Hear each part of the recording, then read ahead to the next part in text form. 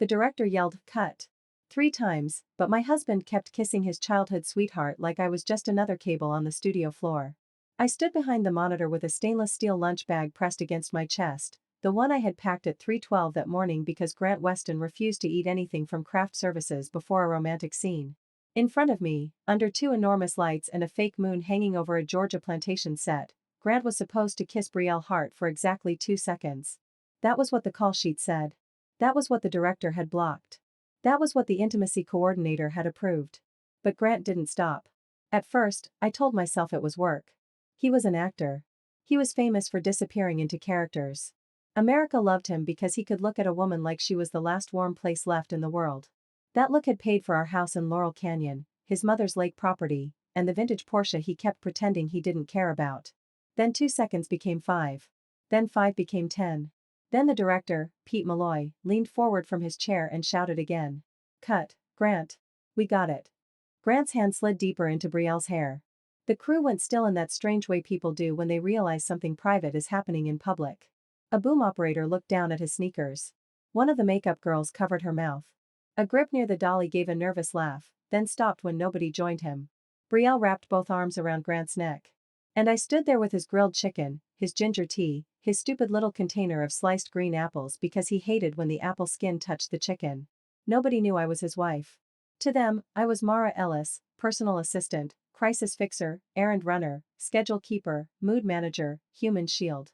If Grant was 1 hour late, I was the one who apologized. If a journalist asked the wrong question, I stepped in with a smile. If his mother called screaming about his image, I took the call.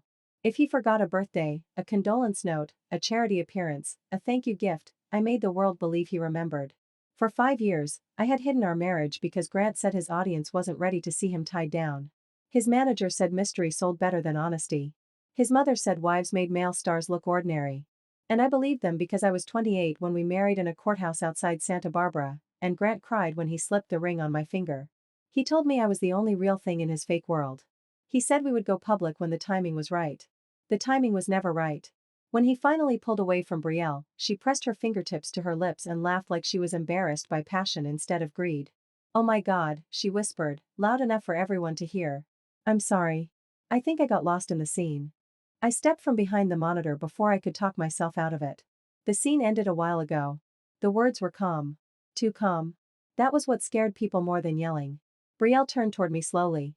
She had that perfect soft blonde hair Hollywood loved, the kind that looked expensive even under dust and hairspray.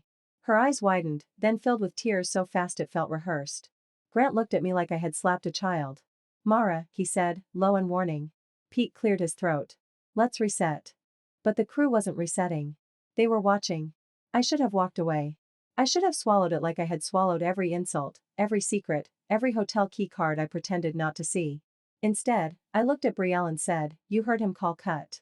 A tear slid down her cheek. Grant stepped between us. "Your eyes are filthy because your heart is filthy," he said. The words landed harder than a slap.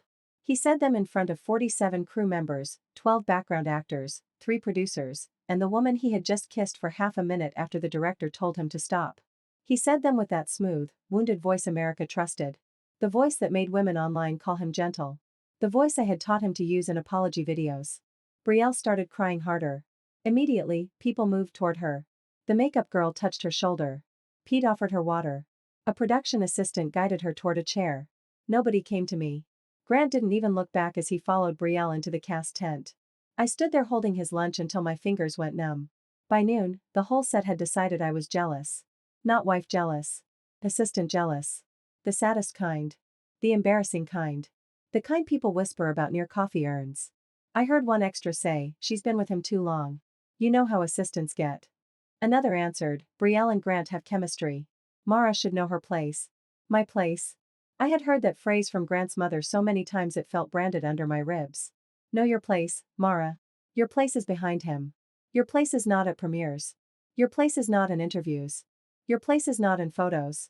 Your place is keeping him calm, clean, charming, and single.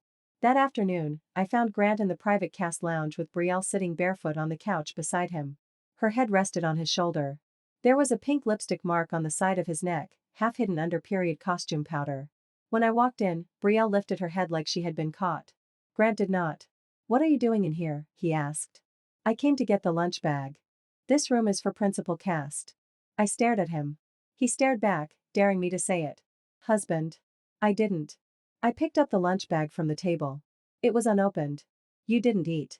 It smelled weird. It's the same meal you asked for. He leaned back, bored. Don't bring food anymore. It makes you look desperate. Brielle looked down, but I saw the small curve of her mouth. There were so many things I could have said. I could have said I had been awake since 3 because his call time changed. I could have said he used to kiss the back of my neck while I packed his meals and tell me nobody took care of him the way I did. I could have said his whole life smelled like my labor.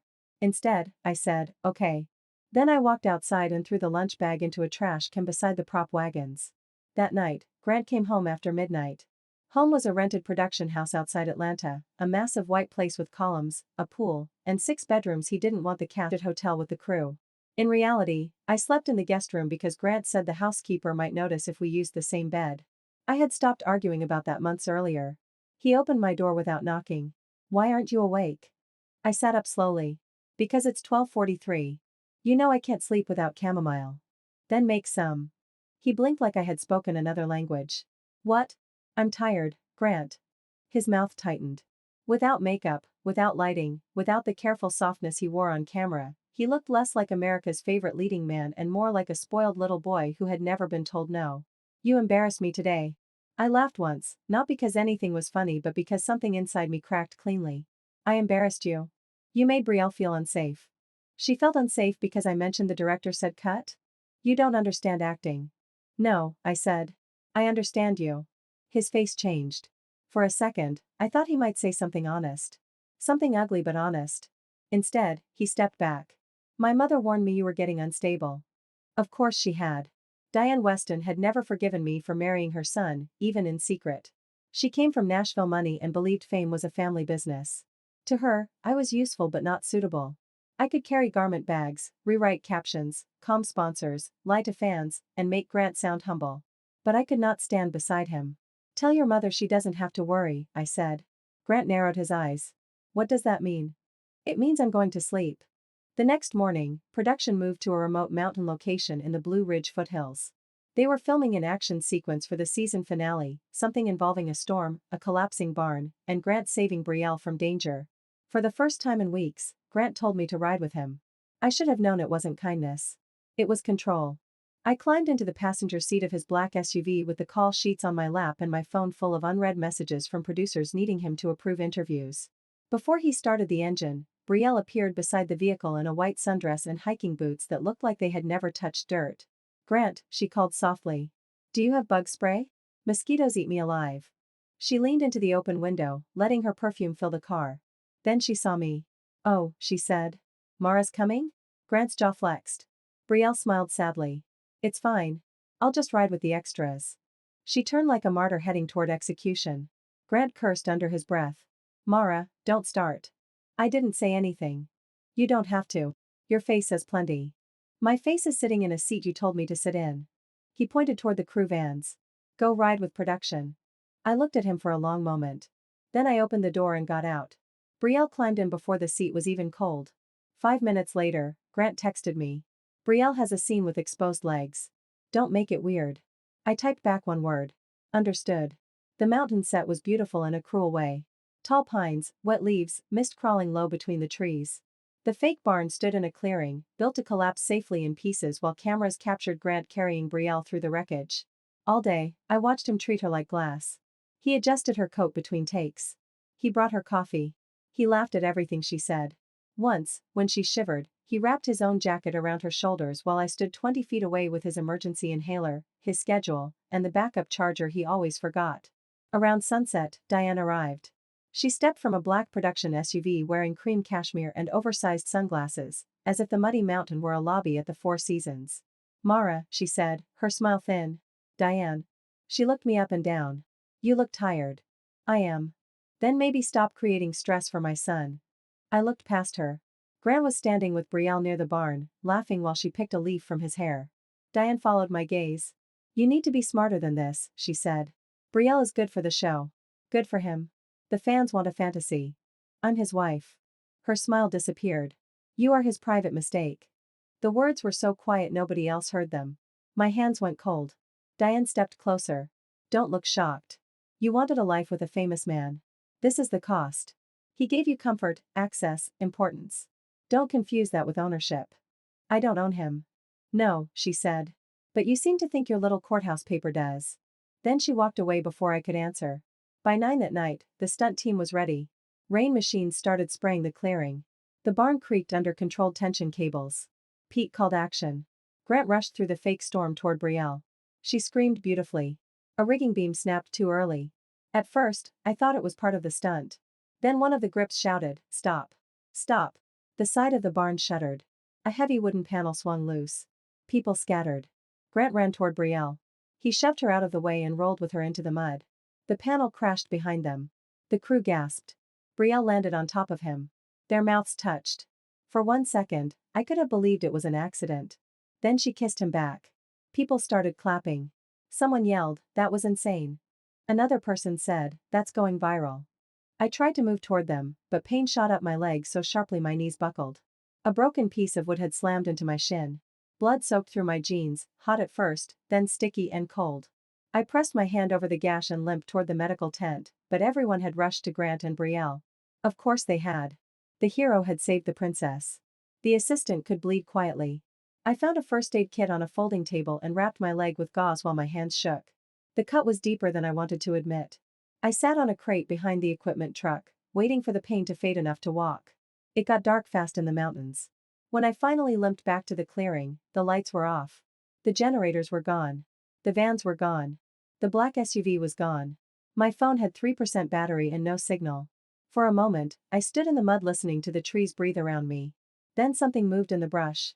I turned toward the sound, one hand pressed to my bleeding leg, and understood the truth with a clarity so sharp it almost felt peaceful.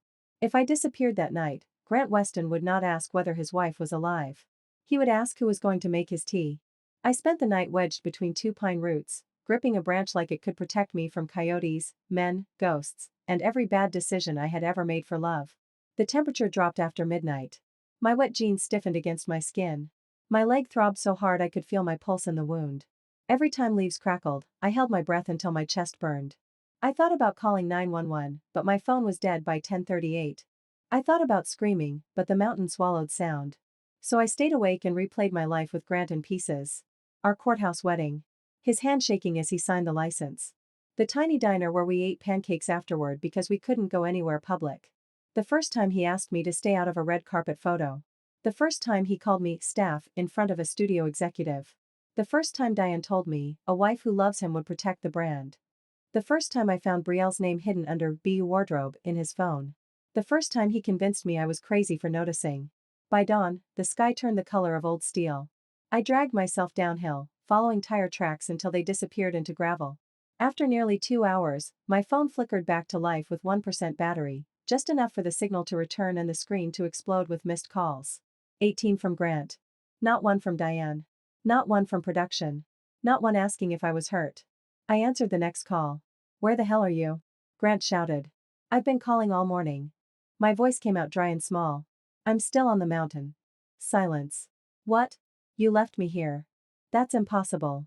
"I'm looking at the tire tracks." He lowered his voice. "Mara, listen to me. Brielle's having a reaction to mosquito bites. She's swollen and panicking. I need you to get to the town clinic and pick up her prescription." I looked down at my blood-crusted leg. I actually laughed. It sounded ugly in the empty road. "Mara? I'm hurt." A pause. "How hurt?" "Enough." He sighed, irritated by the inconvenience of my injury. "Stay where you are. I'll come get you." I waited. 30 minutes. 1 hour. 2 hours. The sun climbed higher. Trucks passed on a distant road but none came close enough to see me. Eventually, I stopped waiting for the man who had never really come for me and started walking. By the time I reached base camp, my vision blurred at the edges. The crew was setting up for another day like nothing had happened. Someone had put out bagels. Someone was steaming costumes. Someone laughed near the coffee station. I limped into the main tent and found Grant with his phone to his ear. "Yes," he said. "Immediate start. Discretion is essential. She's been overwhelmed lately, and I need someone more stable." He turned and saw me. The color drained from his face. "I'll call you back," he said, then hung up. I leaned against a table. "New assistant?" His shock lasted only a second before anger replaced it. "You scared everyone." No one came looking. We thought you rode with props. You thought wrong. He grabbed a takeout container and shoved it toward me. I brought you breakfast. Inside were eggs gone rubbery, bacon congealed white at the edges, and fruit that smelled sour. I closed the lid. Somebody gave me the wrong box, he muttered. It's fine. I already ate. That was a lie. I hadn't eaten since the morning before. His eyes narrowed. Since when do you not tell me where you are? Since you leave me in the woods. His hand tightened around the phone. Do not say that here. Why? Does the truth need a trailer? He stepped close enough that I could smell Brielle's perfume on his jacket. You are going to ruin everything because you're jealous. No, I said. I'm done ruining myself to protect everything. For the first time, he looked afraid. Not sad. Not guilty. Afraid. Because men like Grant do not fear losing love.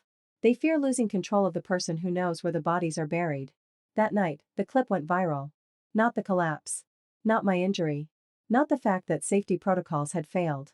The clip America saw was Grant carrying Brielle into a private clinic, her face tucked against his chest, his jaw clenched heroically as cameras flashed. Fans called it romantic. Entertainment shows played slow music under it. TikTok edits appeared within hours. They are soulmates. The chemistry is too real. Find me a man who carries me like this. I watched from a cheap motel room 14 miles from set with 7 stitches in my leg and a hospital bracelet on my wrist. The local urgent care doctor had asked who brought me in. I said, no one. He didn't ask again. That was the night I made 3 calls. The first was to Denise Kramer, a divorce attorney in Los Angeles who had once helped me quietly bury a paternity rumor aimed at Grant by proving it was fake. I need a divorce, I told her. There was no shock in her voice. Only focus. Secret marriage? Yes. Abandonment? Yes. Emotional abuse? Yes. Proof? I looked at the hard drive on the motel desk. Years of messages, call logs, hotel charges, voice notes, photos, emails I had written under his name, crisis plans I had built, contracts I had negotiated while he called me his assistant. I have enough to bury him twice. Denise exhaled. Then don't talk to him alone again. The second call was to a reporter named Celia Vance.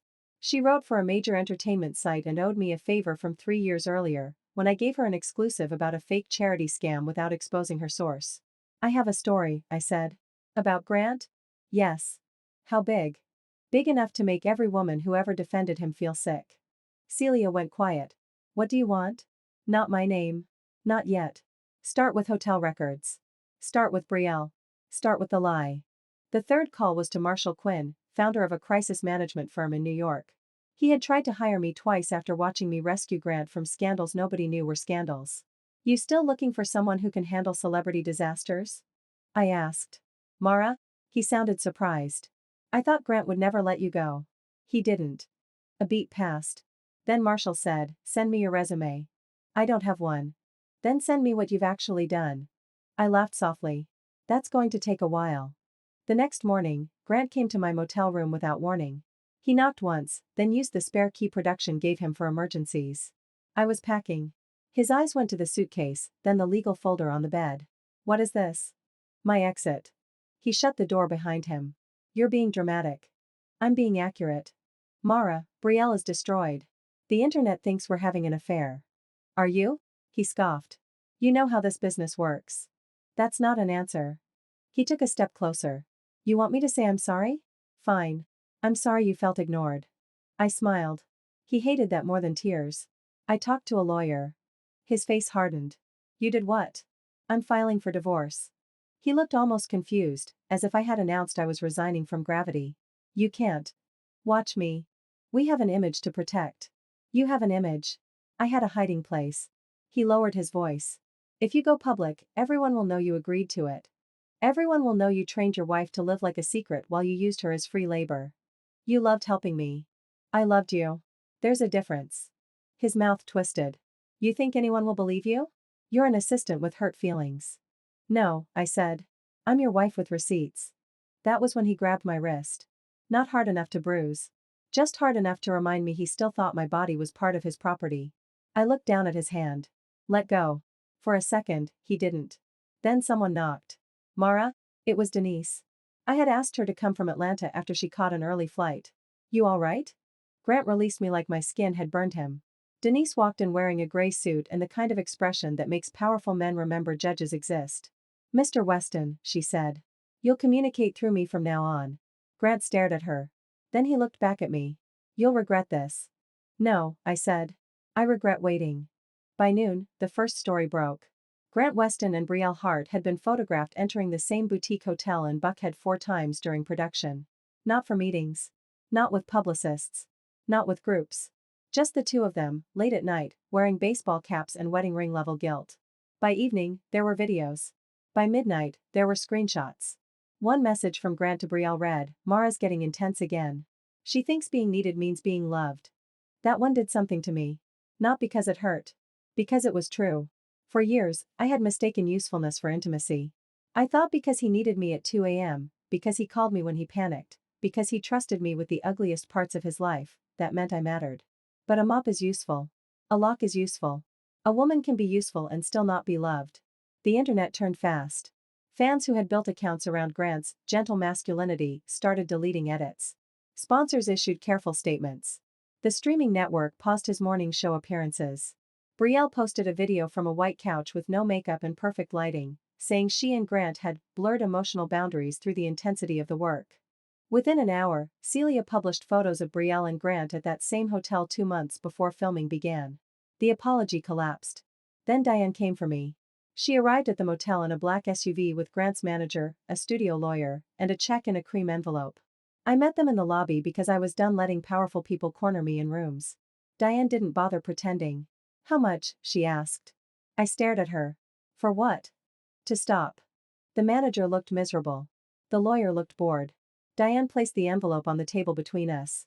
$250,000. You sign a confidentiality agreement. You leave the marriage quietly. You never speak to press. You never claim spousal support. You never discuss Grant, Brielle, me, or the production. In return, we do not pursue you for theft of confidential materials. I almost admired the audacity. You mean the materials I created? You were paid as an assistant. I was paid for scheduling and travel. You lived in my son's world, she said. That has value. So did my silence. Her eyes sharpened. You really think people will take your side? Grant is wounded and charismatic. Brielle is young and beloved. You are a bitter employee who became obsessed with proximity. There it was. The story they were building. Not wife. Not partner. Obsessed employee. I felt my phone buzzing in my pocket, recording the whole thing through an app Denise had told me to use if Diane approached me. You knew about the affair, I said. Diane smiled. I knew about opportunity. The manager shifted in his chair. Diane continued, the network wanted heat. Brielle wanted relevance. Grant needed a softer romantic image after that interview where people called him arrogant. You should be grateful. This could have helped all of us. My husband cheating was a marketing plan? Don't be childish. Marriage is private. Career is business. And leaving me injured on a mountain? She leaned forward. You were never supposed to be there. That sentence rang inside me. Not because it was shocking. Because it explained everything. I was never supposed to be in the SUV. Never supposed to be in the cast lounge. Never supposed to be at premieres. Never supposed to be in the credits. Never supposed to be a wife. Just useful enough to keep the machine running. Invisible enough not to complicate the fantasy. I stood. Take your check. Diane's expression hardened. You walk away from this table, we destroy you. I looked at the lawyer, then at the manager, then back at the woman who had spent 5 years teaching me how little I was worth. No, I said. You trained me. Then I left. 2 days later, Grant struck back. A headline appeared before sunrise. Grant Weston's team claims former assistant harassed star, stole private files former assistant. Harassed. Stole. They attached no proof, because they had none. But they didn't need proof for the first 12 hours. They just needed noise. By breakfast, people were calling me crazy. By lunch, red carpets, circling my face, asking if I looked possessive. By afternoon, Marshall Quinn's assistant emailed to say they were pausing hiring conversations until the situation clarified. That one hurt. Not because of the job. Because it showed me how fast a woman becomes unstable when a famous man needs cover. Denise told me not to panic. Let them overreach, she said. The more they lie, the cleaner your counterpunch. The counterpunch came at the premiere. The network, unbelievably, decided to keep the Atlanta screening for the first 2 episodes. They needed to show confidence. Grant needed cameras. Brielle needed tears. Diane needed control. I was not invited. Of course I wasn't. But Celia was. And Denise had spent 48 hours preparing something no publicist could spin. That night, Grant walked the carpet in a black suit, looking pale but polished. Brielle stood beside him in silver, one hand lightly touching his sleeve. Diane hovered behind them like a queen guarding a crown. A reporter asked Grant about the assistant allegations. He gave the face I had coached him to use after his DUI cover-up 4 years earlier. Soft eyes. Slight pain. No anger. It's heartbreaking, he said, when someone you trusted professionally begins to confuse access with intimacy. I watched from a car across the street with Denise beside me and my laptop open. My body went cold. He continued, I wish Mara healing. I truly do. Celia raised her hand. Grant, are you denying that Mara Ellis is your legal wife? The carpet went silent. Grant's face froze. Brielle's hand fell from his arm. Diane turned so fast her earrings swung. Celia held up a copy of the marriage certificate Denise had filed with the court that morning. Because records show you married her 5 years ago in Santa Barbara County. For the first time in his career, Grant Weston had no line prepared. Denise looked at me. Ready? My hands shook, but my voice didn't. Send it. And at 8:07 p.m., while my husband stood under premiere lights pretending I had imagined our life, the truth went live. By morning, everybody knew my name. Not assistant. Not stalker. Not unstable employee. Wife. The word spread across every entertainment feed in America like a match dropped into gasoline. Secret wife. Hidden marriage. Mountain abandonment. Hotel affair. Hush money. The internet loves a villain, but it loves a liar more. And Grant had lied with his whole face for 5 years. Denise released everything in layers because she understood pressure better than revenge. First came the marriage certificate. Then came the hospital report showing I was treated for a deep laceration after being left at the mountain location. Then came the production call logs proving Grant had been notified I was missing. Then came his messages to Brielle. The last thing Denise released was Diane's lobby conversation. Her voice was everywhere by lunch. You were never supposed to be there. People replayed that line until it became a curse attached to the Weston name. Grant called me 42 times. I didn't answer. Then he texted. Mara, please. This is out of control. You know I never meant for it to go this far. Tell them Diane exaggerated. Tell them we were separated. If you ever loved me, help me. I read the messages sitting on the floor of my empty apartment in Burbank, surrounded by cardboard boxes and the strange quiet of a life that belonged only to me. For years, his panic had been my emergency. His bad press was my sleepless night. His mistakes were my cleanup job. His cruelty was my private problem. That morning, his desperation did not break my heart. It identified the lock. He had never come to me because he loved me. He came because he needed the woman who knew how to save him. And I was no longer available. The divorce became ugly fast. Grant's team filed motions to seal records. Diane tried to claim the lobby audio had been edited. Brielle posted another video saying she had been emotionally manipulated by a powerful work environment. Which was impressive considering she was the one texting my husband heart emojis from hotel elevators. But the real twist came 3 months later. I had moved into a small apartment in Pasadena. Not glamorous. Not ugly. Just mine. The floors creaked. The bathroom sink dripped. The kitchen had yellow tile from some decade nobody missed. But every morning, I woke up and nobody demanded tea. Marshall Quinn had called back after the truth broke. His first words were, I owe you an apology. His second words were, I still want to hire you. I said no. Then I registered my own firm.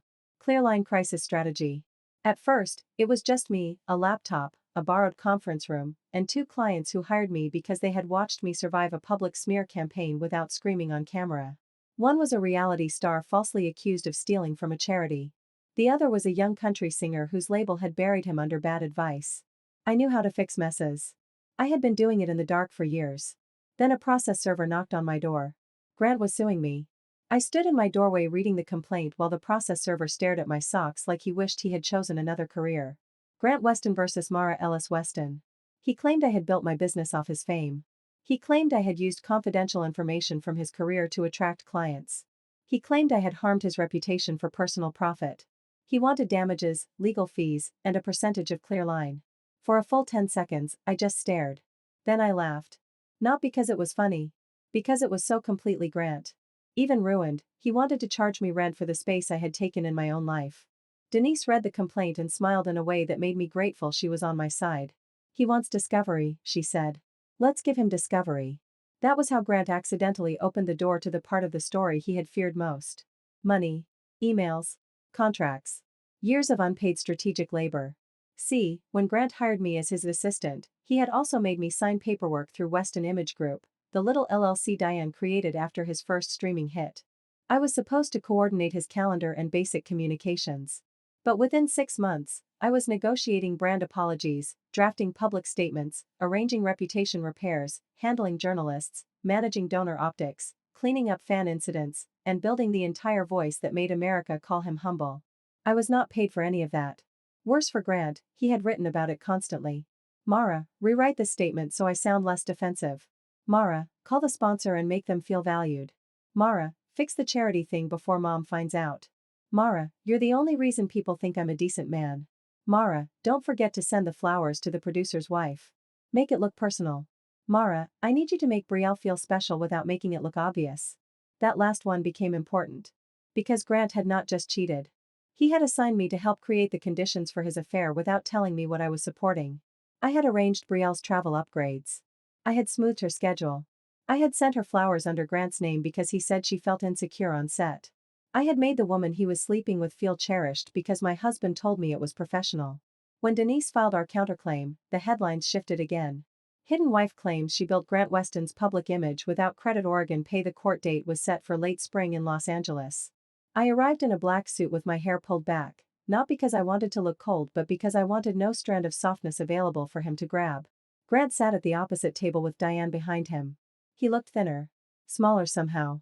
Without flattering lighting, without stylists, without applause waiting at the edge of every room, he was just a man in an expensive suit with tired eyes. When he saw me, he tried to smile. That old smile. The courthouse smile. The diner after pancakes smile. Mara, he said softly as I passed. I stopped. Not because I missed him.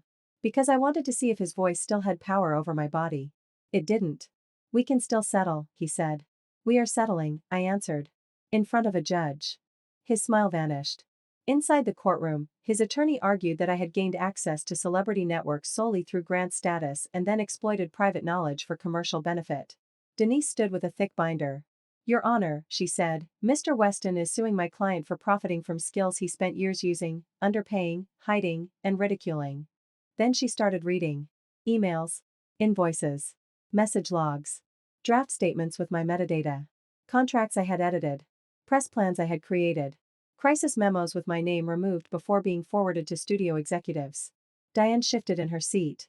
Grant stared at the table. Then Denise played the audio. It was from 2 years earlier, recorded accidentally during a media prep session when Grant forgot my phone was still capturing notes. His voice filled the courtroom. Mara's not built to be seen. She's useful because she doesn't need credit.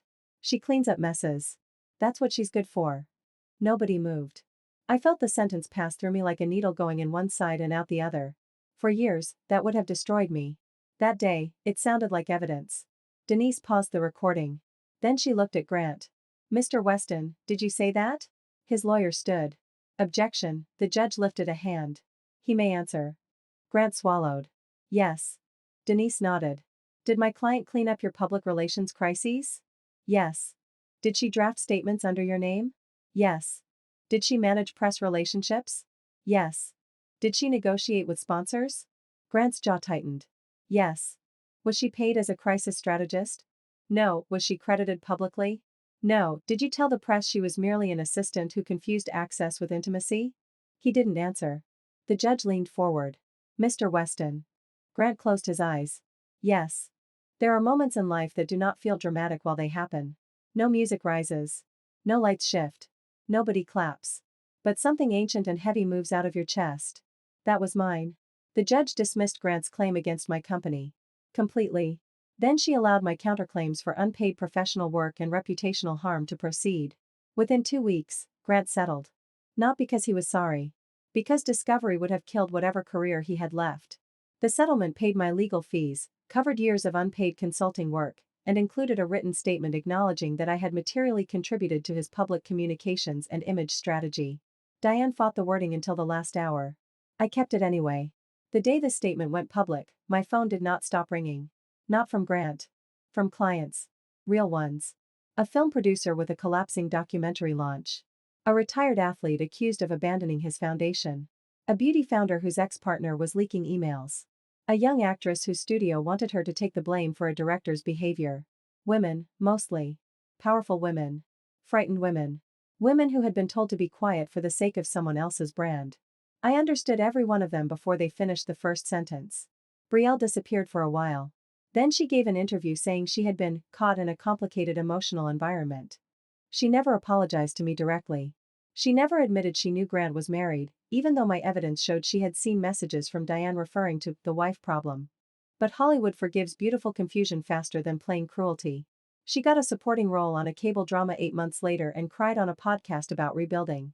Grant was not as lucky. The network cut his scenes down and canceled his contract after the season aired. Sponsors dropped him quietly. His fan accounts went inactive or turned into hate pages. The Porsche disappeared from his driveway. The Laurel Canyon house sold below asking. Diane blamed everyone except herself. Then, because the universe has a sense of humor darker than television, she called me.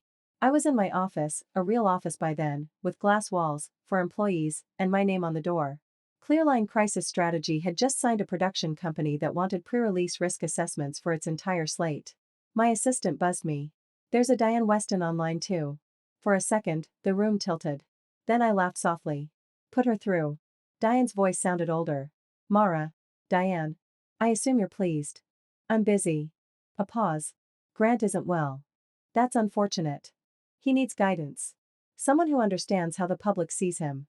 I turned my chair toward the window. Downtown Los Angeles looked bright and hard under the afternoon sun.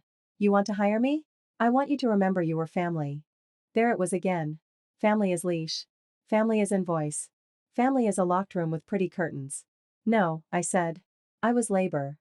Diane inhaled sharply. You owe him some compassion. I left my compassion on a mountain in Georgia. She said nothing. I continued, my firm has a conflict policy. We don't represent former abusers, former clients who smear us, or men who let their mothers offer hush money in motel lobbies. Mara, goodbye, Diane. I hung up before she could find another way to make me small. That night, Grant texted from a number I didn't recognize. It's me. I'm staying with my cousin in Phoenix for a while. I heard about your company. I guess you got everything you wanted. I hope you're happy. I read it once. Then I deleted it. Not because I hated him. Hate is still a room you rent in someone else's house. I was done paying. The first year after Grant felt like learning how to use my own hands. I cooked dinner without measuring his macros. I bought coffee with cream because he used to say dairy made my face puffy before events. I slept diagonally across the bed. I watched terrible reality shows without headphones. I wore red lipstick to a Tuesday meeting because no one was there to tell me it looked needy. I called friends I had abandoned because Grant always had emergencies. I visited my sister in Portland and cried in her kitchen while her 2 kids painted my nails 5 different colors. I drove up the coast alone and realized nobody knew where I was because nobody had demanded my itinerary. I went to a movie and sat through the credits because I liked seeing the names of people who usually go unnoticed. One of those names changed my life. Daniel Reyes. Editor. I met him 14 months after The Mountain at a documentary screening in Santa Monica. He was not famous. He did not enter rooms like they owed him oxygen. He spilled popcorn on his own shoe and apologized to the floor. After the screening, he asked what I thought of the ending. Not what I did. Not who I knew. Not whether I was that woman from the Grant Weston scandal. What I thought. I told him the ending was emotionally honest but structurally lazy. He grinned. That is the most terrifying sentence anyone has ever said near a cheese plate. I laughed for real. We did not fall in love immediately. I was not a woman in need of rescue, and he was not a man auditioning for sainthood. We had coffee. Then dinner. Then long walks where he listened without trying to rewrite my pain into something more comfortable. One night, months later, I told him about the lunch bag. The 3 a.m. chicken. The sliced apples. The trash can by the prop wagons. He didn't say, how could he? He didn't say, I would never. Men say, I would never, too easily. Daniel just sat with it. Then he said, you must have been so tired. That was when I cried. Not because he had said something grand. Because he had named the thing nobody ever named. Tired. Not dramatic. Not unstable. Not jealous. Tired. A year and a half after the scandal, I returned to Georgia for work. A streaming studio had hired Clearline to consult on cast conduct protocols after several messy productions. The meeting was in Atlanta, but afterward, I rented a car and drove north. I told myself I wanted closure. The truth was less elegant. I wanted to see whether the mountain still owned any part of me. The old location was empty. The fake barn was gone. The clearing had grown wild again, grass pushing through tire ruts, pine needles covering the places where cables once ran. I parked near the gravel road and walked carefully, my heeled leg aching in the cold. For a while, I stood where I thought the medical tent had been. Wind moved through the trees. No generators. No director. No Grant. No Brielle. No Diane telling me I was never supposed to be there. Just me. I took out my phone and almost took a picture. Then I stopped. Not every survival needs proof. I walked back to the car slowly. At the edge of the clearing, half buried in mud, I saw a rusted metal clip from some piece of production equipment. I picked it up, turned it in my hand, then left it on a tree stump. A small offering to the woman who had spent a night there thinking no one would come. I wanted her to know someone had. I had. When I flew back to Los Angeles, Daniel picked me up from the airport. He didn't ask if I was healed now. He knew healing was not a door you walk through once. He just took my suitcase and said, "Hungry?" I said, "Starving." We stopped at a diner near the freeway. I ordered pancakes. For a second, when the plate arrived, I thought of Santa Barbara. The courthouse. Grant's shaking hand. The young woman I had been, believing secrecy was sacrifice and sacrifice was love. I did not hate her. That surprised me. For a long time, I was angry at myself for staying. Angry for hiding. Angry for carrying lunch bags into rooms where people laughed at me. Angry for answering every midnight call. Angry for needing so little and calling it devotion. But sitting in that diner with syrup pooling at the edge of my plate, I finally understood something. She stayed because she believed the man who cried at the courthouse was real. And maybe he was. For one morning. For one version of himself. For one tiny slice of time before fame, fear, vanity, and Diane Weston's voice in his ear turned love into a private convenience. That did not make what he did okay. It only meant I could stop punishing the woman who had tried to love him. Clearline grew faster than I expected. Within 2 years, we had offices in Los Angeles and New York, 11 employees, and a waiting list. I built the company around a rule I wished someone had given me earlier: never ask a person in pain to protect the reputation of the person who caused it. We became known for saying no. No to cover-ups. No to smear campaigns. No to blaming assistants, wives, girlfriends, junior staff, interns, or unstable women for powerful men's choices. That made some people hate us. It made the right people trust us. One afternoon, I was invited to speak at a media ethics conference in Manhattan. The panel was called Invisible Labor, Public Lies. I almost turned it down because the title felt like someone had opened my ribs and printed what they found. But I went. I stood on a stage in a navy suit, under lights much kinder than the ones on Grant's set, looking out at publicists, agents, journalists, students, and young assistants taking notes like their futures depended on it. During the Q&A, a woman in the second row stood. She looked 24, maybe 25. Her voice shook. What if the person hurting you is also the person everyone loves? The room went silent. I held the microphone with both hands. Then you tell the truth first to yourself, I said. Even if you can't tell the world yet. Even if you have to plan carefully. Even if leaving takes time. The first prison is believing their version of you. The woman's eyes filled. Mine almost did too. After the panel, people lined up to speak to me. Some wanted advice. Some wanted business cards. Some just wanted to say, "Me too," in voices barely above breath. At the end of the line stood a man in a baseball cap. Grant. For a second, the old world flashed. Set lights. Lipstick on his neck. Mud on my jeans. His hand around my wrist. Then I returned to myself. He looked older. Not destroyed. Men like Grant are rarely destroyed completely. The world always leaves them a side door. But he looked dimmed, like someone had turned down the brightness on a screen. I heard you were speaking, he said. I said nothing. I'm not here to cause trouble. Then don't. He nodded, staring at the carpet. I watched the clip. From the panel. He gave a humorless laugh. You're good up there. I know. That startled him. Once, I would have softened the sentence. I would have added a joke, a shrug, a little apology for having confidence in a room where he could hear it. Not anymore. He looked at me for a long moment. I did love you, he said. In the beginning. I believed him. That was the strangest part. I know, I said. His eyes flickered with hope. I let the hope live for exactly 1 second. Then you chose yourself every day after. He looked down. Brielle left. I heard. Mom and I don't talk much. That sounds healthy. He almost smiled, then didn't. I don't know who I am without all of it. I could have given him an answer. I was good at answers. I had built a career turning chaos into language people could survive. But he was not my client. He was not my husband. He was not my emergency. So I said, "That's your work." He nodded slowly. I'm sorry, Mara. The apology stood between us, late and small. I accepted it in the only way that was honest. I hope someday you become someone who understands what that means. Then I walked away.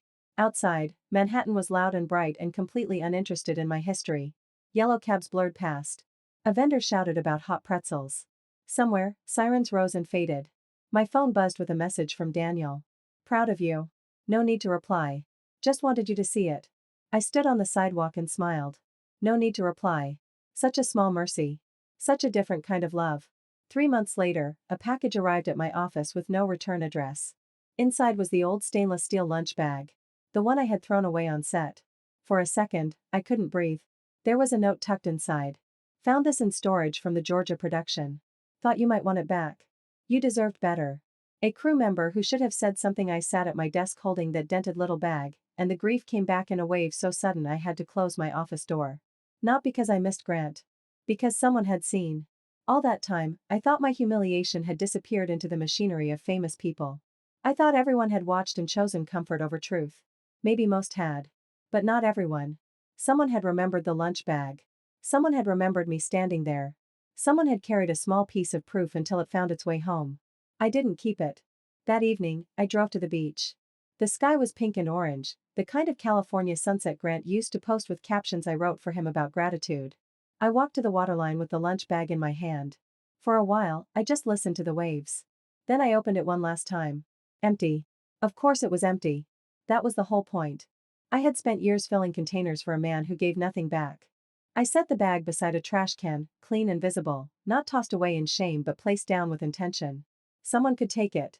Someone could use it. Or the city could carry it off. It was no longer mine. As I walked back to the car, my phone rang. Daniel. Hey, he said. How was your day? I looked back at the ocean. Long, want me to make dinner? I smiled. What are you making? Honestly? Probably toast and eggs. But I'll plate it with confidence. I laughed, and the sound felt like a door opening. That sounds perfect.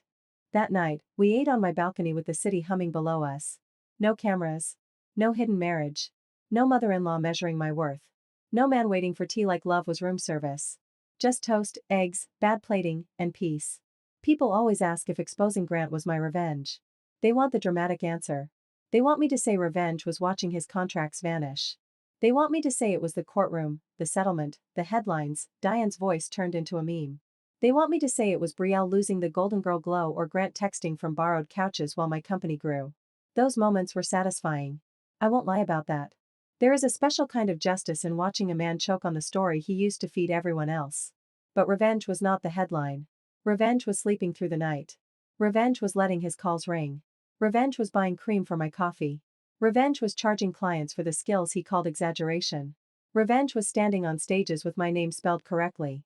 Revenge was hearing a young woman ask what to do when everyone loves the person hurting her, and knowing I had an answer that might save her years. Revenge was becoming unavailable to my own erasure. 1 year after the divorce finalized, I saw Grant on a billboard. Not a new one. An old ad for the show, faded by sun and freeway dust. He stood beside Brielle in period costume, his arm around her waist, both of them staring into some fake romantic distance. The slogan promised a love worth burning for. I pulled over at a gas station across the street and looked at it through my windshield. For the first time, I felt nothing sharp. No jealousy. No rage. No ache. Just a strange tenderness for the woman who had once stood behind a monitor with a lunch bag in her arms, waiting for a man to remember she existed. I wished I could go back and touch her shoulder. I wished I could tell her that one day her name would be on doors, contracts, stages, and checks. I wished I could tell her that the night in the woods would not be the end of her story, only the last place she waited to be chosen. But maybe she already knew. Maybe that was why she survived until morning. The light changed. A driver honked behind me. Life moved, impatient and ordinary. I pulled back onto the road. The billboard shrank in my rearview mirror until Grant and Brielle became two pale shapes against the sky, ghosts of a lie nobody clapped for anymore. Grant had spent 5 years teaching me that my place was behind him, holding cold food and warm excuses. He was wrong. My place was not behind a famous man. My place was not inside a secret. My place was not on the edge of someone else's spotlight, waiting for permission to be seen. My place was in the life I built after the cameras turned away. And this time, when the scene ended, nobody yelled cut. I walked out on my own.